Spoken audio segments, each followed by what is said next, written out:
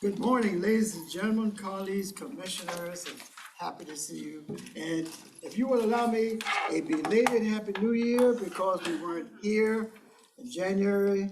And I just noticed your, this is quality that Melissa talked about a lot. I heard a lot of enthusiasm. Fantastic, keep that up. But welcome, welcome. And at this time, we will all stand for the Pledge of Allegiance.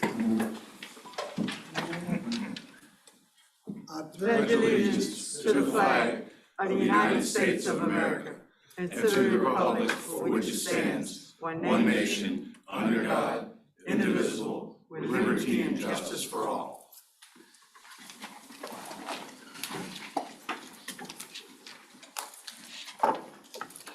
At this time, we'll have a certification of the quorum. Madam Clerk?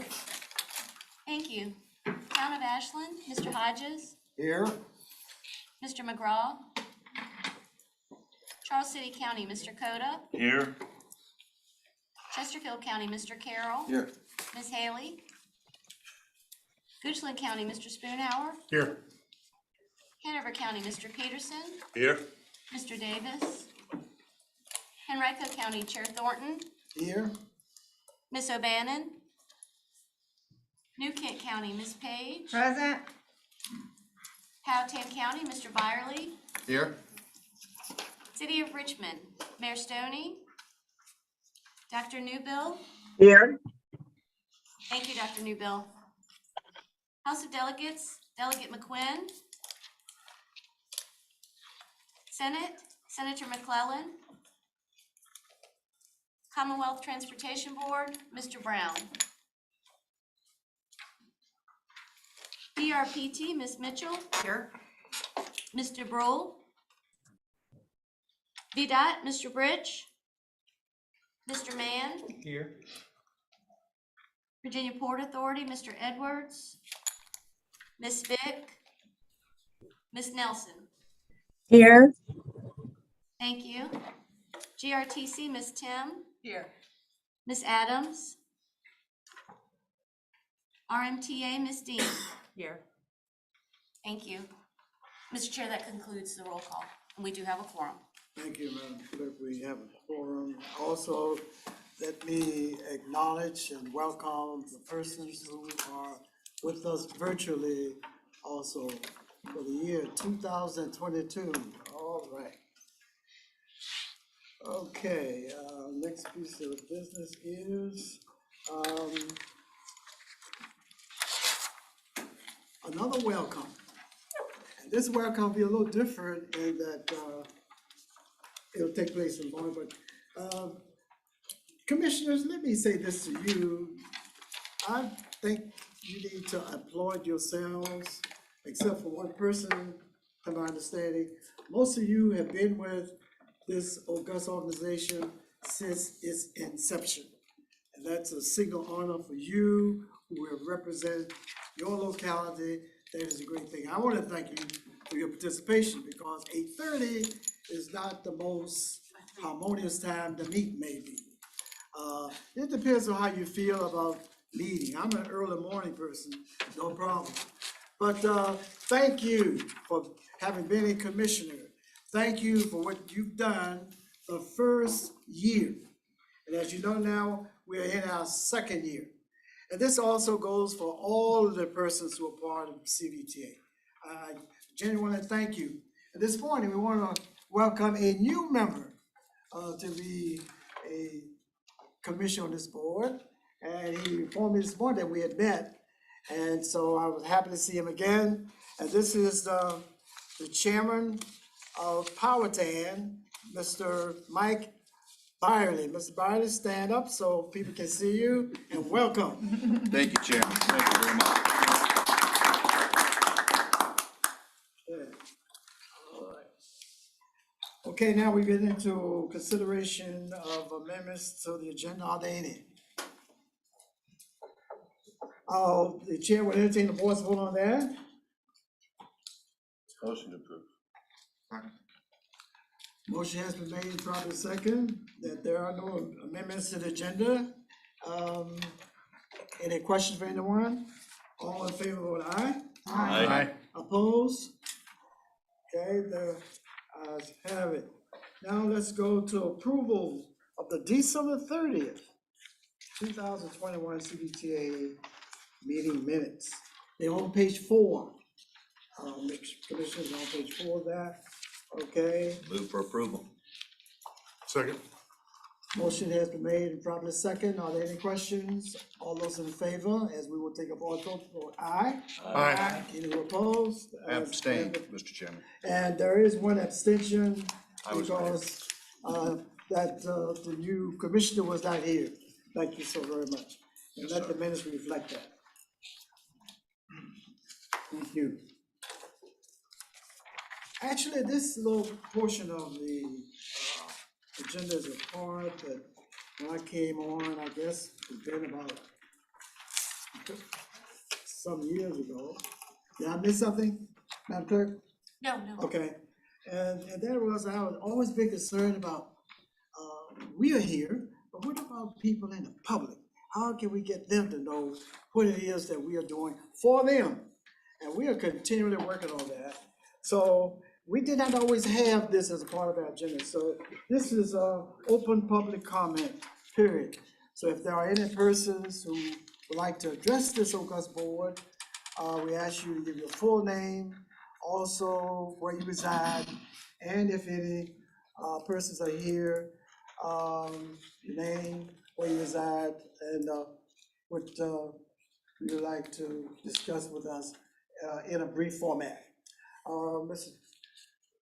Foster, is anyone called in?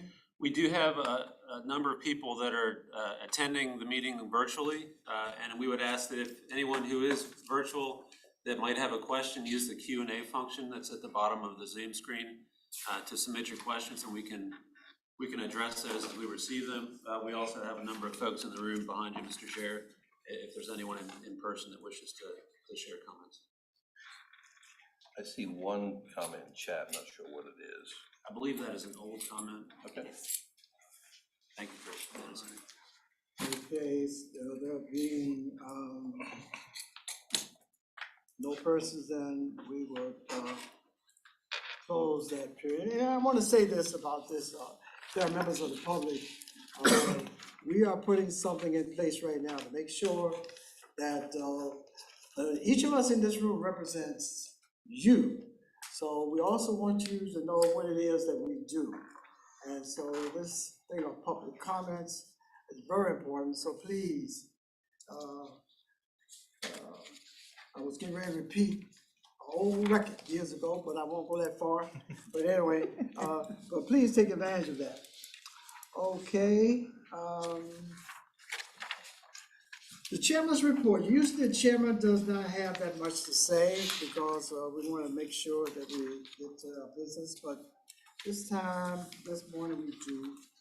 And so you'll bear with me, commissioners, as I share what I think is some pertinent information.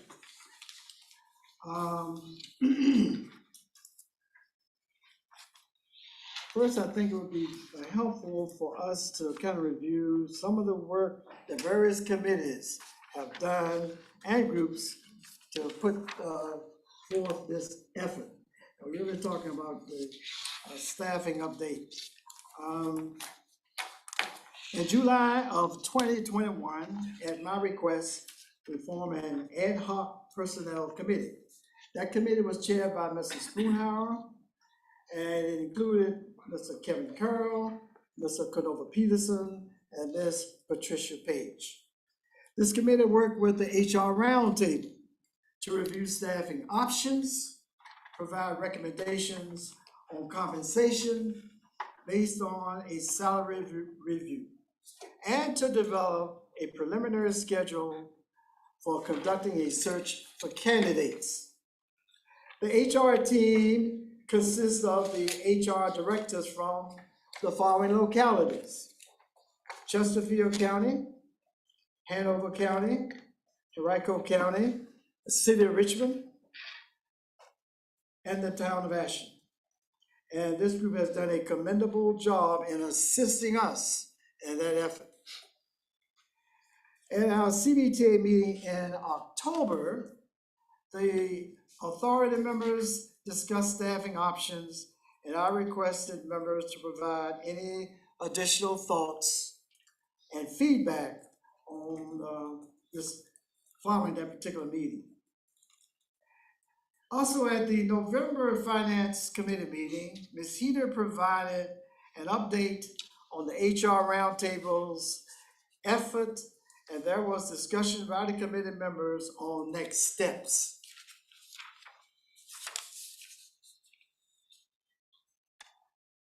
In January, month that we did not meet, I asked two members of the Ad Hoc Personnel Committee, Ms. Page and Mr. Spoonhour, to continue to work with the HR Roundtable as part of a new staffing committee to move forward with advertising and conducting the initial screening of candidates for the executive director position.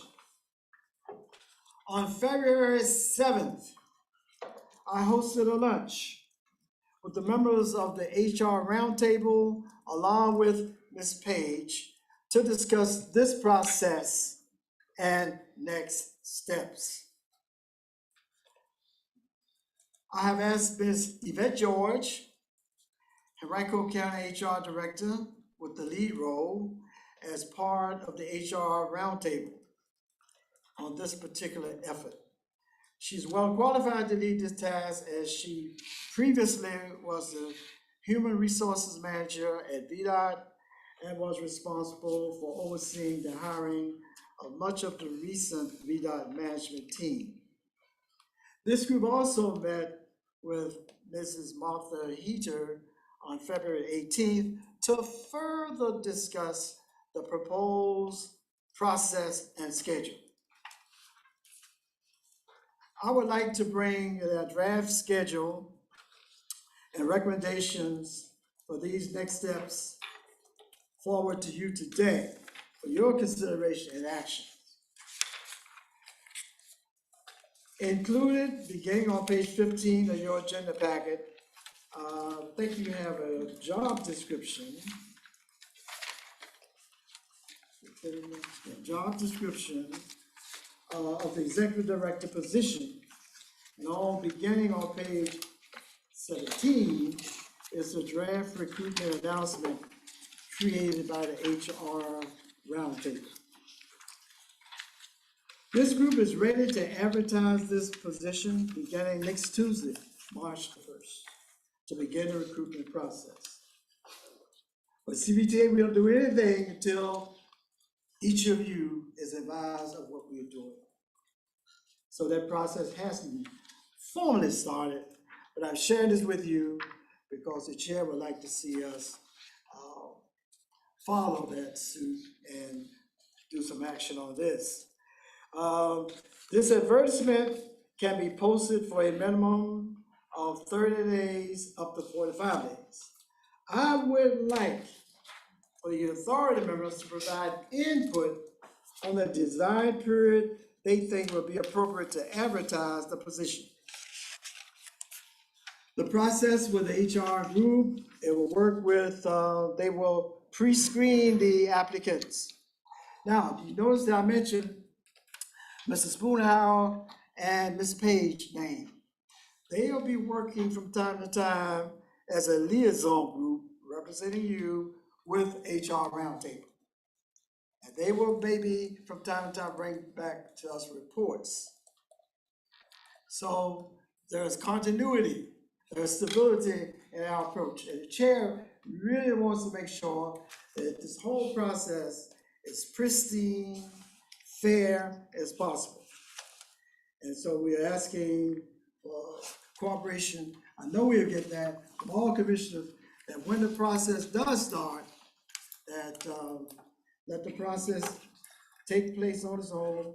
If there are any questions, please always share that with the chair rather than going to the HR group or to representative liaison group, Ms. Page or Mr. Spoonhour. I think that would help.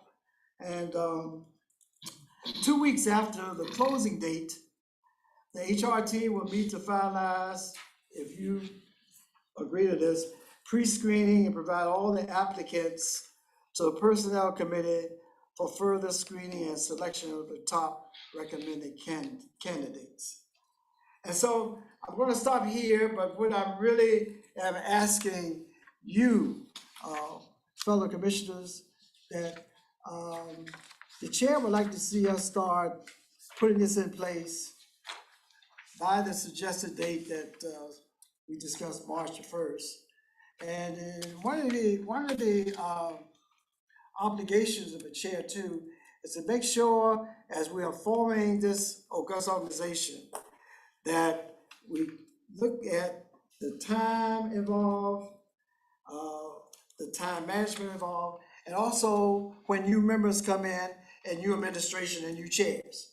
And so what we would like to do, if that's okay with you, and if it's possible and plausible, to get this job done prior to, if we could, but no later than the July meeting. And I think that at that time, as most of you may know, that's when a new administration will start, in the sense of there'll be another slate for chair and co-chair, that type of thing. I was thinking myself, if I'd come in, I'd love if, that would have been done. So that is what the present chair is trying to do. So I want to stop there for any questions, any input from you.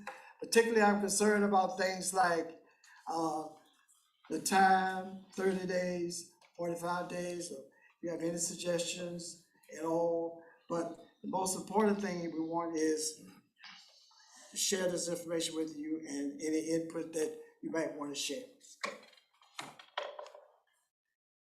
Mr. Chairman, Yes. I'm assuming that we are on 4A, the CTA staffing update. Is that what you've been talking about the whole time? I just want to make sure that I'm in the proper Yeah, place what on the we're agenda. talking about is putting things in place for getting an executive director. Okay, good enough. Since you've taken away my option of getting up with my buddy Patricia Page from over at New Kent by asking that I always speak with you, is it okay if I ask Mr. Parsons a question? Certainly. What is your current role with Plan RVA, Mr. Parsons? I'm the Director of Transportation, Plan RVA. Okay. Since I've been attending the meetings of the CVTA and we've been talking about getting an executive director, it's always intrigued me as to is it possible that we could use Mr. Parsons on the CVTA side also? So I'm gonna ask Mr. Parsons, you know more about the time restraints than I do. So is it, would you please, Yeah, we want to make sure that the questions are in place, and maybe that question should be to the chair. Oh. Mr. Parsons, okay? well, And my answer to you is, I think I'm somewhat understanding your question, is once this process starts, a person like Mr. Parsons is eligible to throw his hand in the ring. okay. Then I'll close up by saying I do hope that Mr. Parsons is a considered candidate in this process. Thank you, Mr. Good Chair. stage. Thank you. Thank you. Any other input? This is what makes an organization strong too. Input, okay? And not just yes people all the time. We don't have that on this board, because we have board members I know that call me all the time. Brother Thorne, will you explain that again to me, all that? Yeah, I don't have your personal cell phone number, by the way. I'm only kidding.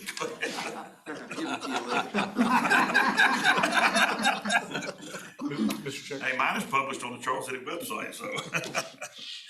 Thank you, Mr. Chairman. Mrs. Spoonhour? Hey, folks, regarding your question of 30 or 45 days, it's my opinion, and talking to the HR roundtable, that there's gonna be a lot of interest in this position. So I feel like, even though we are posting it, salary to be determined, because the finance committee needs to understand that we're gonna get a lot of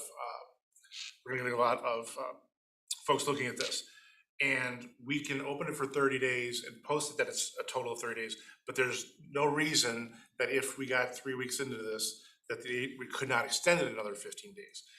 My recommendation to the body would be that we go with it 30 days, So that if we have a great pool of applicants, we feel like within that pool, we know who we want, we don't have to wait the additional 2 weeks in order to move forward with the process but we could make that adjustment if need be. Thank you, Mr. Chair. Okay, sounds good. Okay, Mr. Peters, did I see your hand up a few minutes ago? I didn't, but I will. I will comment, though, that I do admire and want to thank you for your leadership on this and keeping us on a schedule that I think is very important to do. And that's on you, and we thank you very much for that. Thank you, Ms. Peterson. Okay, and of course, I think we'll be going into a closed meeting today about another issue. So obviously, at the appropriate time, the finalists will come, be presented to this full body. Because you know, that's the way that we do things. And this body will be part of, once it reaches that level, part of that selecting of the person to lead this group. That's rather significant, there. So, yes. So my question at this point is, are we still in part of your report, or have we moved on to the staffing update? Because it kind of blended together, I think. Kind of. Which is okay. The part that I'm most concerned about is this, I do want some action for the executive director. And that's why I'm asking the question, because I would make a motion to authorize the committee, the ad hoc committee you put together, to go ahead and move forward with the advertisement for the position for 30 days on the timeline that you have set, which I believe is March 1st. Now, other commissioners, do you have any questions or input on that? I want to make sure that when you leave here, that you know what was going on. I'll second Mr. Carroll's motions to get the discussion. Motion has been made and properly second. I think this is rather significant, so let's have a roll call vote. Do we have a discussion first? Let's start, discussion, la discussion.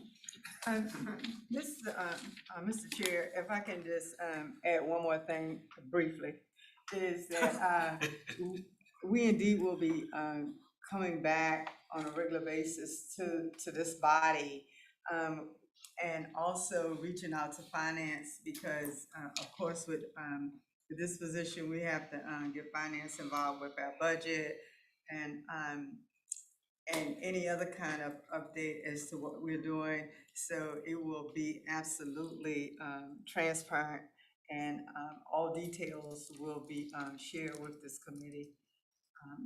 And to say that working with the regional roundtable has absolutely been a plus for me and Mrs. Spoonhour, and as well as for this body. They are absolutely top notch. So I wanted to thank the localities and their HR directors for the time that they have spent so far in this process. Thank you, Ms. Page. And fellow commissioners, you notice that I didn't get into the financial thing, because that's one of our committees going to kind of bring some input on that. Here again, I think that's the more, responsible way to do that. So, Ms. Page, thank you so very much for that. By the way, I want to kind of end this by saying this. Most of you as commissioners will remember that we also had one of our meetings. I don't recall, was it November, October, one of those meetings. We had representatives from Northern Virginia Travel Authority, Hampton Roads. And so, as I conclude this, CVTA is a creature of its own. So that's why we don't want to put any figures out, because each authority is customized. It's unique, it's different. So we don't necessarily have to do, and we'll do everything that some other group has done. We want to make sure we do the best for this group and these 9 localities. I think that is the most important thing. So I just want to share that with you there. Okay, discussion, any other discussion on this, anyone? All right, the chair thinks this is rather significant, so we have roll call vote. Mr. Hodges? Aye. Mr. Coda? Aye. Mr. Carroll? Aye. Mr. Spoonhour? Aye. Mr. Peterson? Aye. Chair Thornton? Aye. Ms. Page? Aye. Mr. Byerly? Aye. And Dr. Newbill? Aye. Thank you, Dr. Newbill. Thank you, Mr. Chair. That concludes the roll call. Okay, all right. Mr. Chair. Mr. Chair. Emma Moore. Okay, yes. Before we move on, may I give an update regarding the additional thing that we provided? Please do. Thanks, everybody. Yesterday, you should have received a chart. I see it on some folks have it. As we dove into this. Would you hold it up? This is what I Yeah, just- I don't have it actually. This is right. It's up here. here. Yeah, Is this right here? yeah, this is it. Okay, It's on the screen now. members, this is it. I- There we go. As we got into this, we realized that we, as Ms. Page said, the HR Roundtable Group is a group of consummate professionals. And while, so all the localities that have committed these resources, I'm sure they didn't take anything off of their plate in order to help us out, but they're consistently waiting on us so that they're moving forward. And it's going at a pace where, at some point, we need to make sure that we're bringing Plan RVA along with us, since they are extremely impacted by this. So Ms. Page and I, and Ms. George met with Ms. Heater to discuss the engagement model. Plainly, I talked to a bunch of different people, talked to 3 different people about how the engagement model is gonna work, and I got 3 different answers as to what people thought. So we just wanted to put this in front of you today and potentially ask for head nods on if we are understanding how this is going. We sat down with Ms. Heater to outline what are the 3 potential ways that we could do this, which are in front of you. And option 1, keeping CVTA a standalone entity, is really, for all intents and purposes, a non-starter for what we're trying to do. And you could read, we've come up with the pros and cons, so I won't go into those. Where I really think the need for clarity is whether our new CVTA director is going to be an employer or an employee of Plan RVA. Meaning, will they have their own retirement system? Will they have their own health insurance plans? Or will they fall up under Plan RVA? I believe, and I'm not trying to triangulate here, but I have heard concerns or thoughts of, well, if this rolls up under Plan RVA, does this mean that ultimately Ms. Heater is responsible for that person's performance reviews? And what we are recommending is the third option, which is more of a dotted line. If you were to look at an org chart, where as right now you would see Plan RVA with a straight solid line down to our TPO, this would be sort of a dotted line across. So all supervisory capacity comes from this body, and this employee just resides for the ability to get benefits and administration of pay within Plan RVA.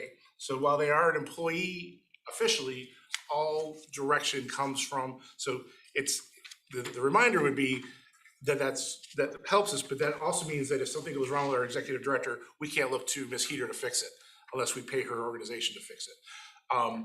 What I'm asking, what we would like to do is, in some way or form, come to an agreement that yes, this is our understanding, this is how we would like to move forward, so Ms. Heater and her team can start crafting an MOU with this organization as they did initially with CVTA, to include how this is all going to work, so we're all on the same page. We understand how they're going to bill back, what services they're going to provide, what's the expectations of the executive director. But until we get that sort of head nod, Plan RVA, I think, is in limbo, and I think that we deserve to let their board of executive, their executive committee understand the direction that we're hoping that they will engage with us. Thank you, Mr. Chairman. Okay, any reaction, Ms. Hodges? Thank you, Mr. Chairman. It seems like we're a new organization. This would be a new position that Mr. Spoonhour's recommendation appears to be an appropriate step to allow for existing structures to use the Plan RVA structure, and at some point in the future, it doesn't prevent us from becoming more independent if necessary, but at least starting out, we have a structure that we can hopefully hit the ground running sooner with. So anyway, I can support what is being proposed. Mr. Chair, if I can respond. Thank you, Mr. Hodges. That is actually absolutely true. And what I would love to add additionally, just for consideration from the body, is that this also helps with our recruitment.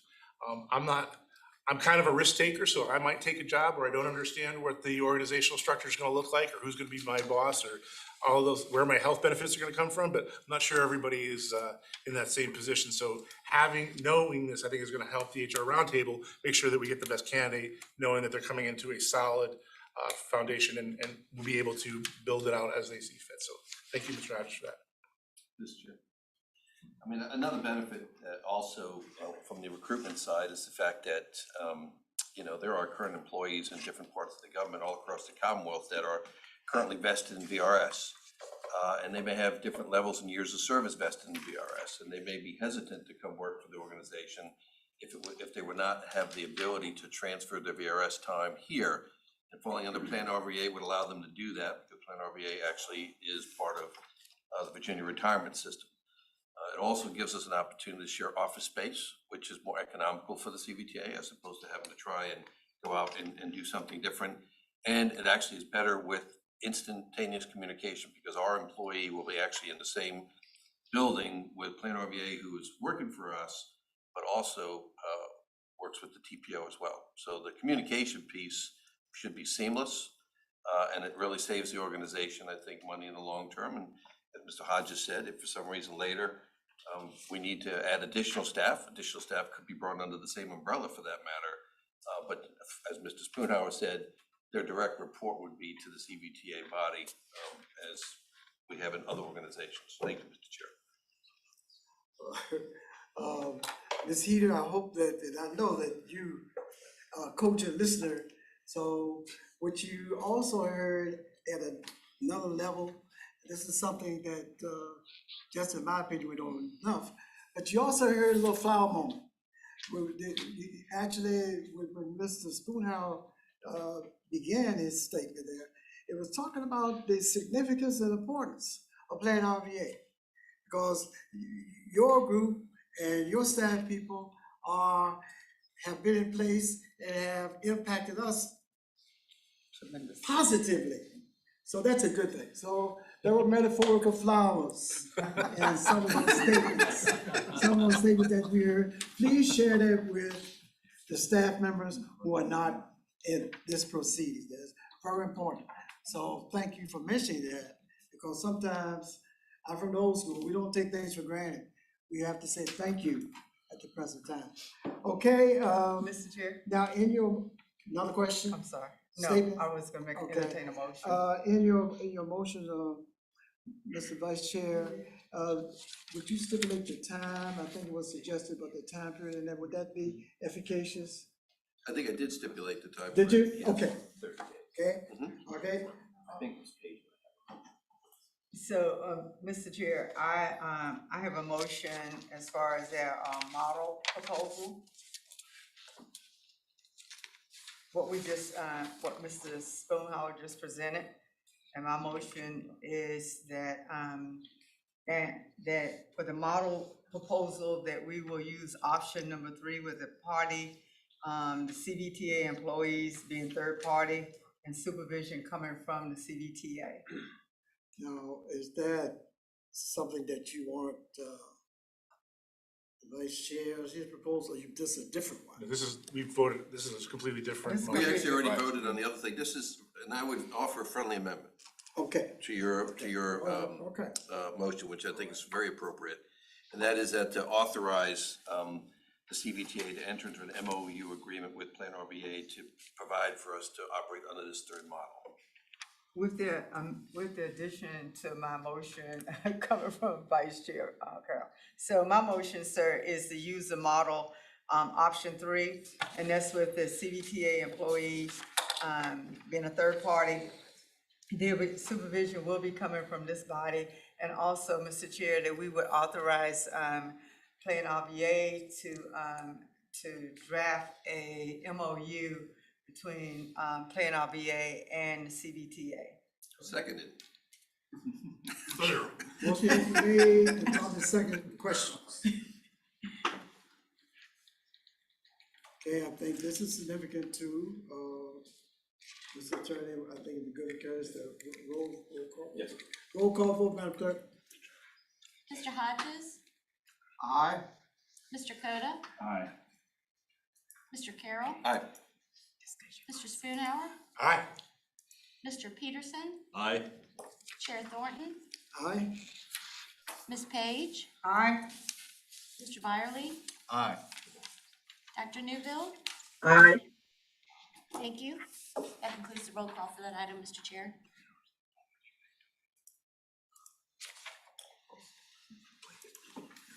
That's it? Okay, good, okay, all right. All right, we finished with that. Now I think we go to committee reports. Yeah, this one right here. Yeah, committee reports, the CVTA finance update. Thank you, Mr. Chairman. I'll be making the Finance Committee report today as our chairman. I don't know why he's not here, but after hearing he's gotten engaged recently, that may have something to do with it. But anyway, finance, actually, the way we have it on the agenda, there's a couple items that, rather than split this up and go into closed session, if I could, I would like to mention a couple of items that are not on the agenda. First is that when, at our meeting on February 9th, of course, the first thing we did was review the financial reports for the December and January, and we found no red flags there. Everything was going appropriately. There was a presentation by Mr. Hughes, which we'll be having here in just a moment. But the other thing that we did that was required by our bylaws is that the committee did review the GRTC quarterly expenditure reports and annual certification report, financial report for the year ending June 30th, 2021. These are required. They were presented and found acceptable and accepted by the Finance Committee. And I don't believe that required any action on the part of this board. That was approved by the Finance Committee. There are still reports that have to be reviewed by the jurisdictions, and Mr. Parsons will be discussing that a little bit later this morning.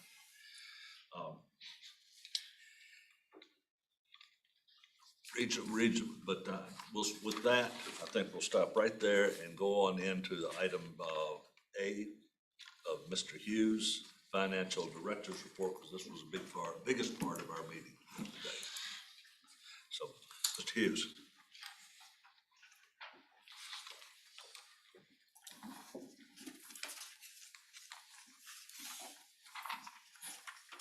Morning. Pleased to join you all. Go through our presentation from the CBTA working group. So I'm Terrell. I'll just give a quick overview. I'm the Director of Public Works with Henrico County. So I'm not a finance director, even though I'm representing, I guess, the finance group. So I have a little bit of a different twist or perspective, I guess, a little bit, which I guess added to the group. So I'll give you a quick overview of our charge. You go to the next slide. We as staff, we were charged with producing some broad concepts for really what the multi-year capital plan or spend plan could be built based off of. And staff has provided or looked into a couple of just debt options. We reviewed the policies of CVTA's two, what I'll call peer authorities. So that being HR TAC and NBTA, which I believe you've heard from maybe last year with a couple presentations. And then really this information is not intended to serve as a full set of debt policies. Really it's meant to provide some high level guidance so that food for thought, so that for your consideration. And a set of full policies could be drafted in partnership with the authority's financial advisor. So that's one thing. Go to the next slide. So looking at some of our peer authorities, so there are two, and as Mr. Thornton mentioned earlier, CVTA is unique. It's different. No two of us are alike. So with NVTA, their setup is 70% of their funds, their regional funds go towards the regional pot. Whereas, we're 35%. 30% is set up to go local. And with HR TAC, 100% of their funds goes towards their region. So, like I said, some differences, and then they don't necessarily have a dedicated transit component. So with NVTA, what I'll call a hybrid pay-go model. So they have bonded. Some of their projects have been funded through bonding, but they also do a lot of pay-go.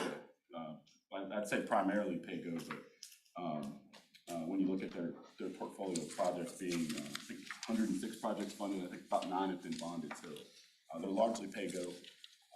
They do more closely resemble CVTA than HR TAC, which is mostly focused on very large projects. They to date have only funded about 10 projects, and they are largely bonded through what I could find through 2057. So they've leveraged a lot of their regional funds for an extended period of time to work on a number of projects. And their total project portfolio of those 10 is about $4.65 billion in investment from the region.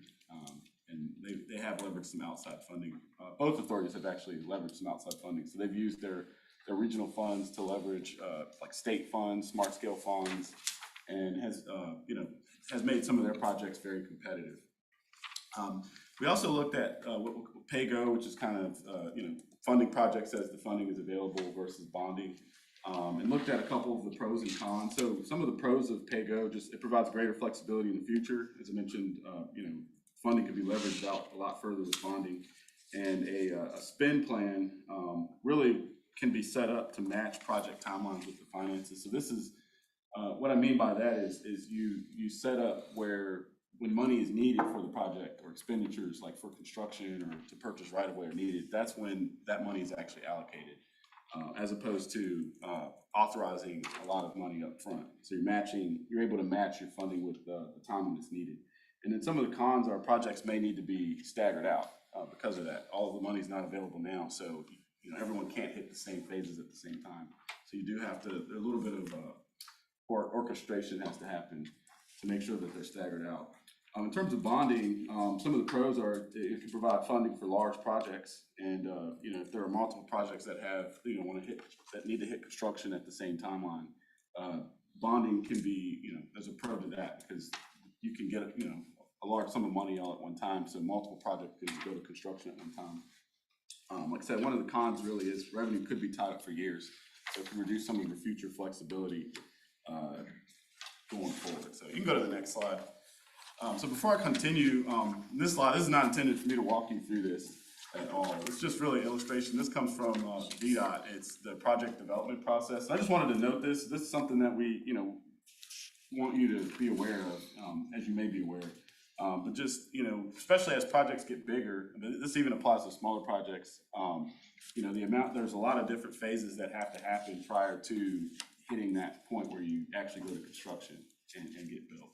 And depending on the size and complexity of the project, the environmental issues that you run into, the amount of right-of-way and negotiation that you have to have along with the project, that process can last years. So just want to make sure that like I said, I'm not intended to walk through this, but that's kind of the lens that we wanted to make sure that we also look at just the regional funding through in terms of just how shovel-ready a number of projects actually are that are in the regional for regional consideration. So you can go to the next slide. And I don't have the details on this, and this will be coming to you all within the next couple of months, but I had asked Chet to just give me a general overview of what the regional applications that were submitted back in December looked like. Just quick I'll like I said, hit the highlights. The 37 applications were submitted by 8 of the 9 jurisdictions, and the total cost of all of these projects is just over $1 billion. Just total value, and then the total request amount to CVTA to the region was just over $800 million.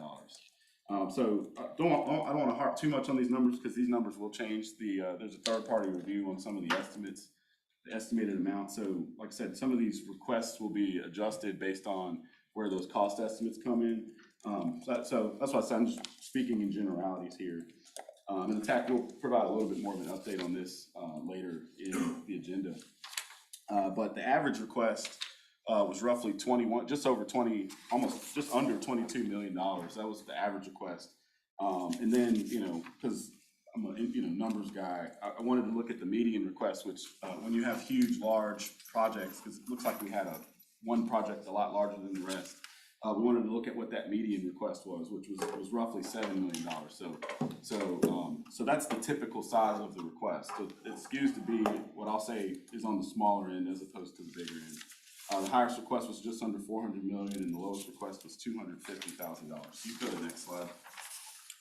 Some, like I said, the range of really looking at the top 7. So wanting to look at the higher end of the spectrum just to kind of see what the bigger projects that were active looked like.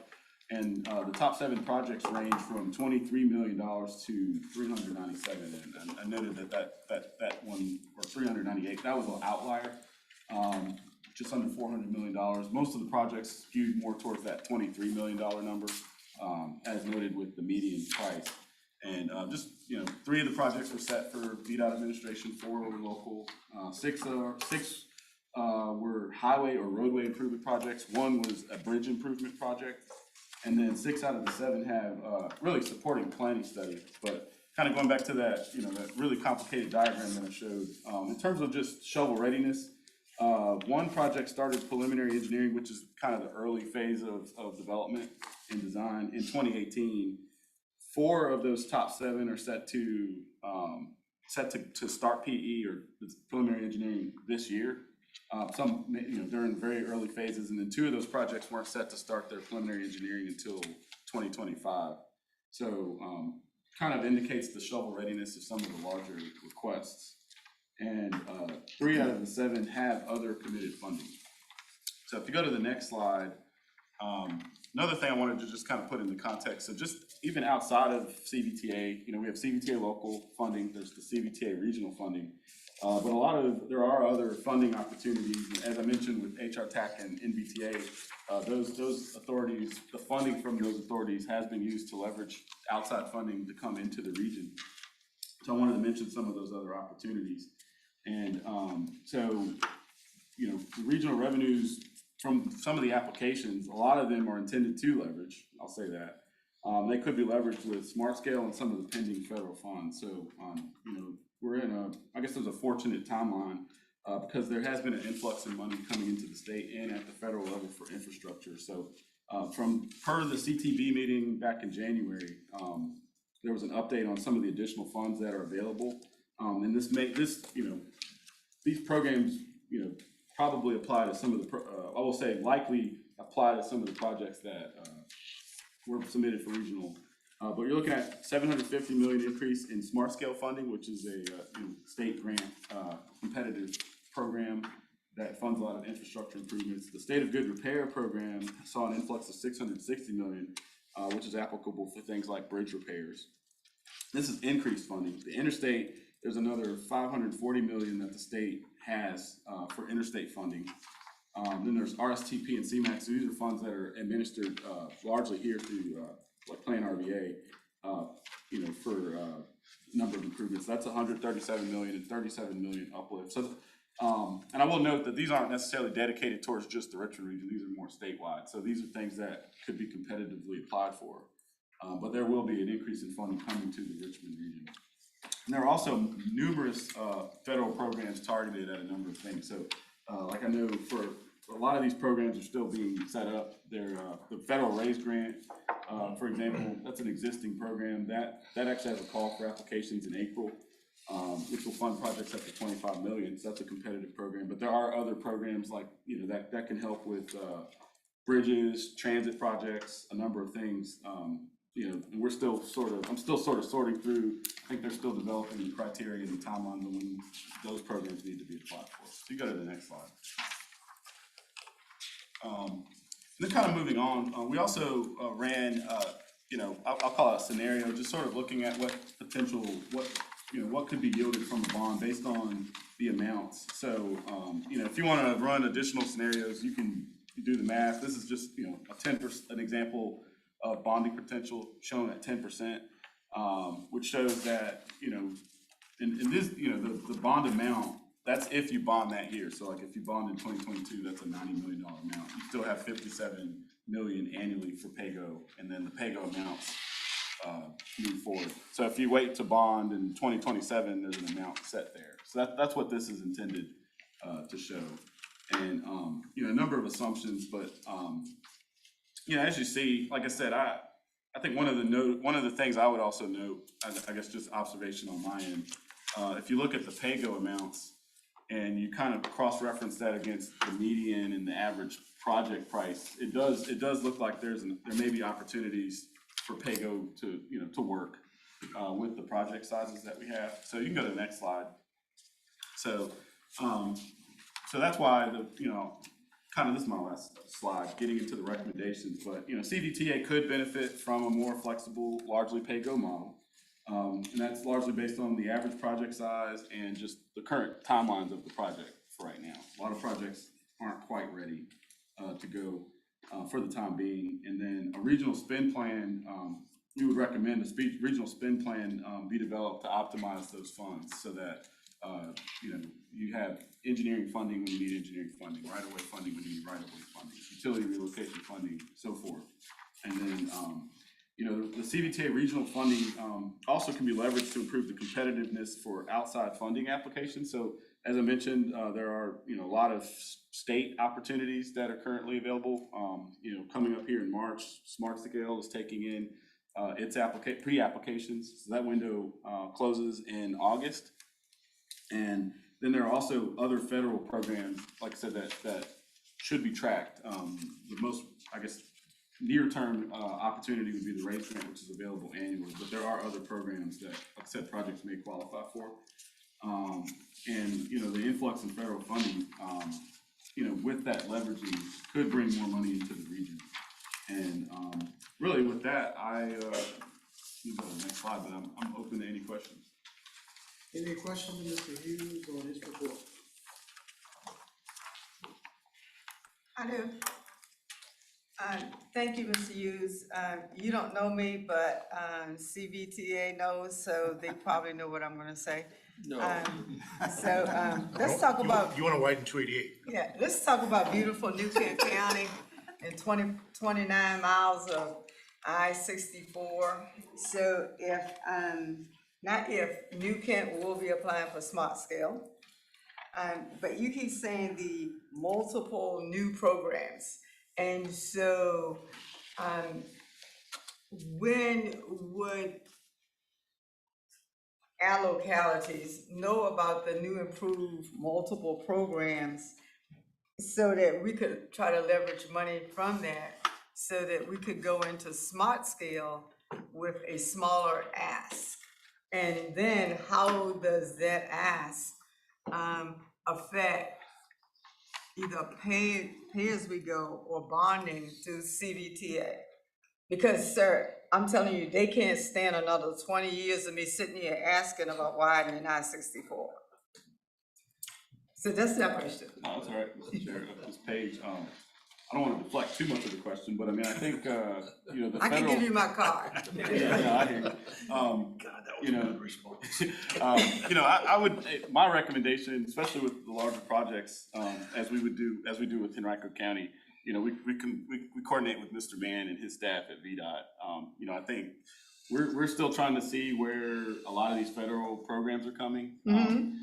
A lot of the details have yet to be provided. We do know the Smart Scale timeline. Like I said, we do know the RAISE grant timeline. And like I said, we do work with Vdot on a number of those programs. I think, they'll be well equipped. I think they get notification, the Secretary of Transportation, they get notifications on when those opportunities. So that would be my suggestion. I just asked you because Mr. Mann is tired of me asking him, so since you were- He's doing a great job. Thank you. Just to tag on to Mr. Hughes' comments, staff is currently got a number of irons in the fire to understand the latest information available about the bipartisan infrastructure law and all the money that's going to be available from that.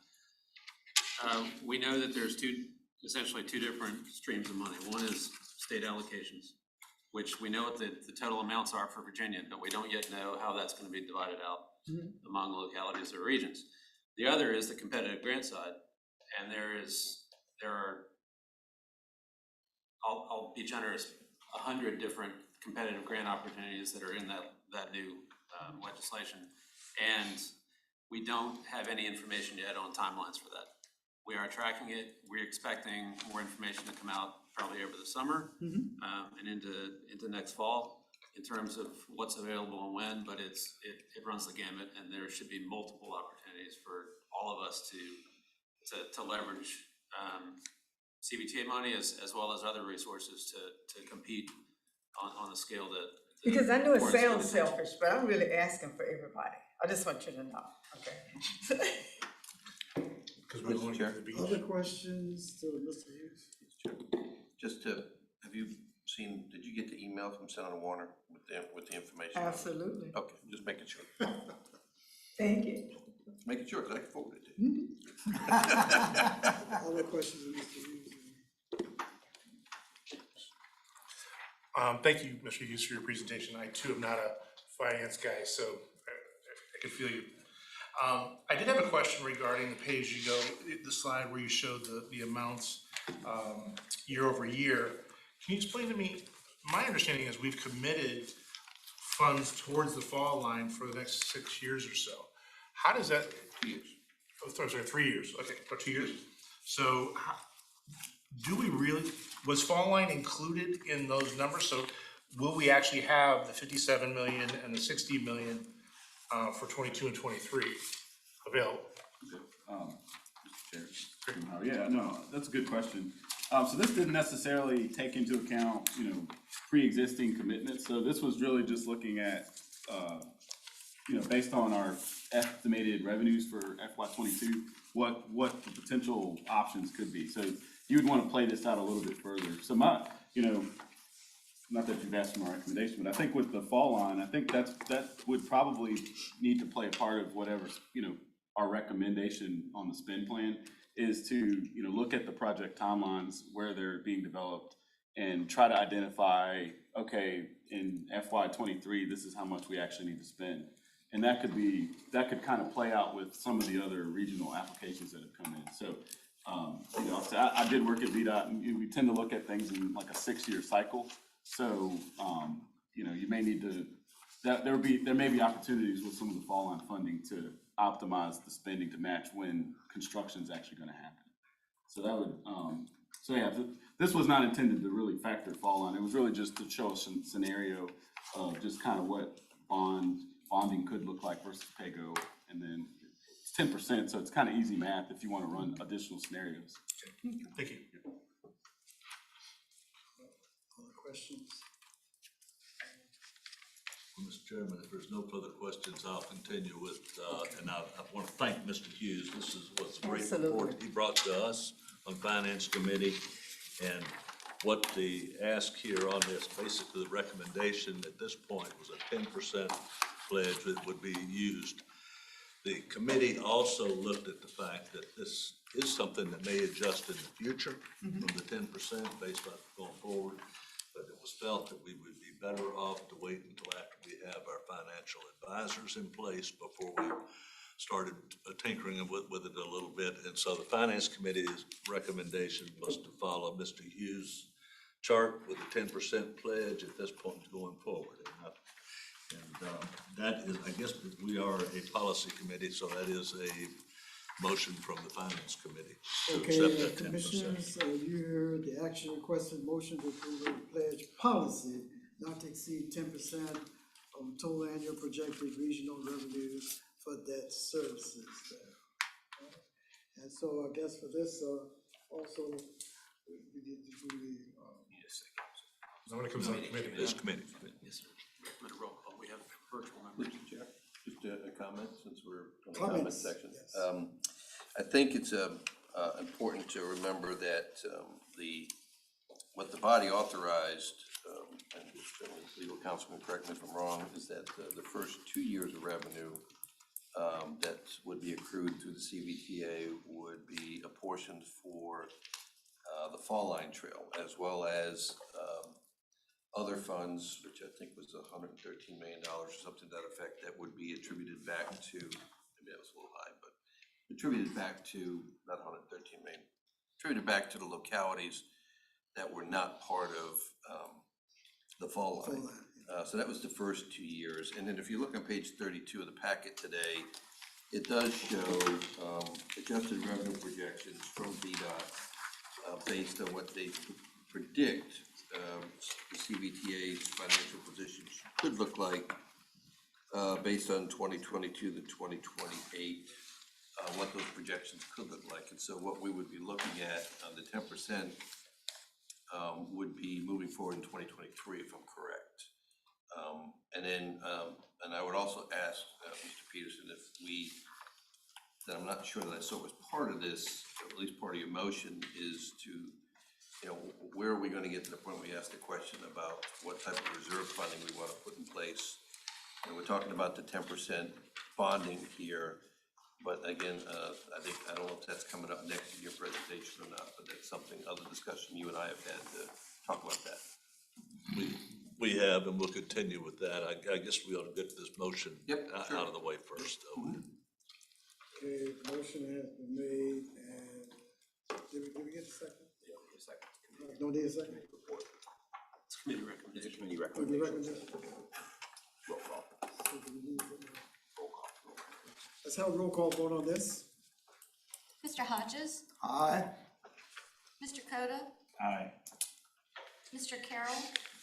I'm sure that Ms. Page will probably have the same response, but aye for now. Whoa, stole your thunder? Yes, it did. You see him. I see him. I think that's appropriate, right? It's appropriate. I'm supporting you. We'll talk about that decision here. Mr. Spoonhour? Aye. Mr. Peterson? Aye. Chair Thornton? Aye. Ms. Page? Aye for now. Mr. Byerly? Aye. Dr. Newbill? Aye. Thank you. That concludes the roll Definite call. aye. IJK.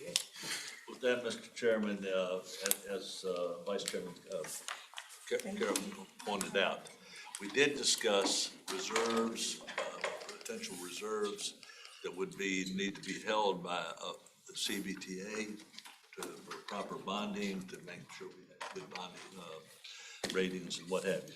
We did not establish or bring a recommendation to this body at this point in time. Again, waiting for a financial advisor to be put in place to really gel these and bring them to a more solid position. So with that, I guess the next thing we need to do as part of the Finance Committee is go into closed session to discuss that financial advisor. Okay.